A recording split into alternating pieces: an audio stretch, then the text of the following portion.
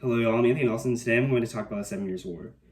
The 7 Years' War was basically a continuation of the War of Austrian Succession, which was fought over the Pragmatic Sanction, which sought to legitimize the succession of power from Charles VI to Maria Theresa and Austria. And so as a result, it was a Bourbon-Habsburg dynastic conflict that had been brewing. And so it was fought between the traditional alliances of Great Britain and Austria versus France and Prussia. Um, but over the course of the war, these alliances weakened as distrust and discontent um, was formed as they had differing interests. And eventually, by the end of the war, the alliances alliances had reached a breaking point, and it led to the diplomatic revolution.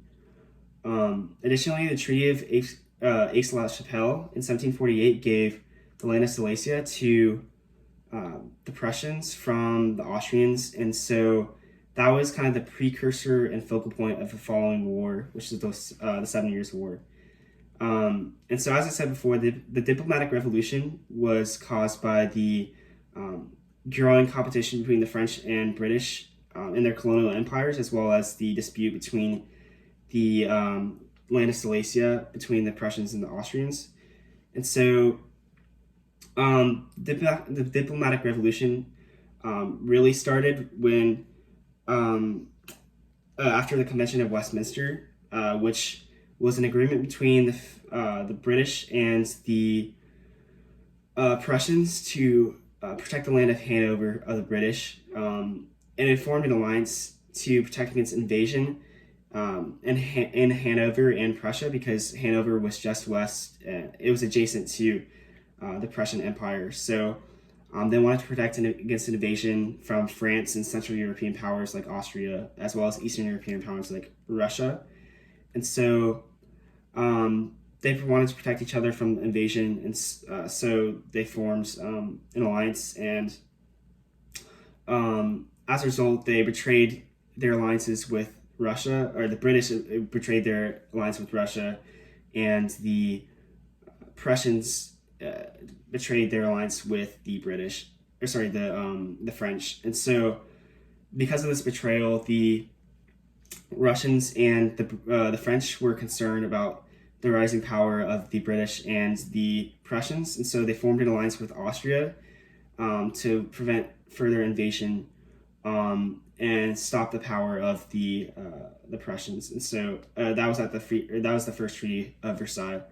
And so the new alliances in Europe after the diplomatic revolution were France, Russia, and Austria versus Great Britain and Prussia. And so these countries were forced to honor their alliances after the surprising invasion of Saxony from the Prussians and Frederick II in 1756. So, because Frederick II so surprisingly invaded Saxony in a time of unrest, the Russians and French rushed to defend Austria from further invasion.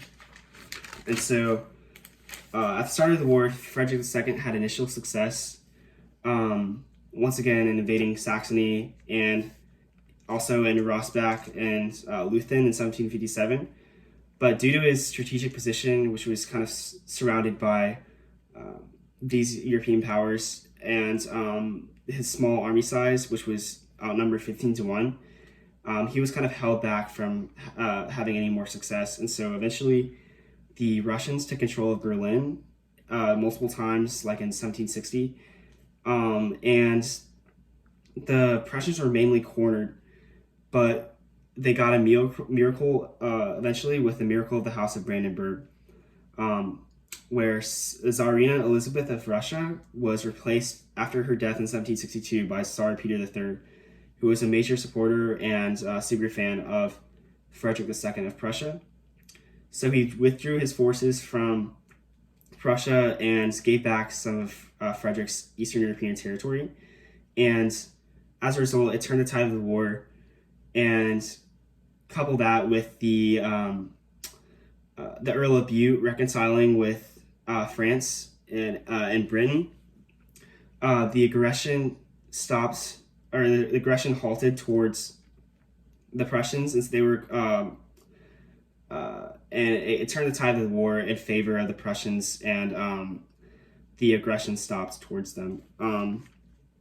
Meanwhile, in the French and Indian War, which was in the Americas, the French and British fought over the Ohio River Valley, which was a strategic position for both of them.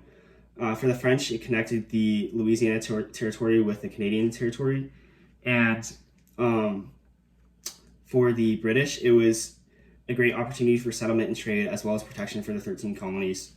And so, William Pitt of Britain, who was replaced by the Earl of Bute, but for now he was fighting the British in the Americas. He didn't find initial success in the Americas because he didn't have the support of colonists, but eventually he grew colonial armies, and he conquered and won battles in Quebec and Montreal, as well as forts in the Ohio River Valley, West Indies, and India. And so eventually in 1763, the French and British signed the Treaty of Paris after a British victory, which gave the British the French territories of Canada, Louisiana.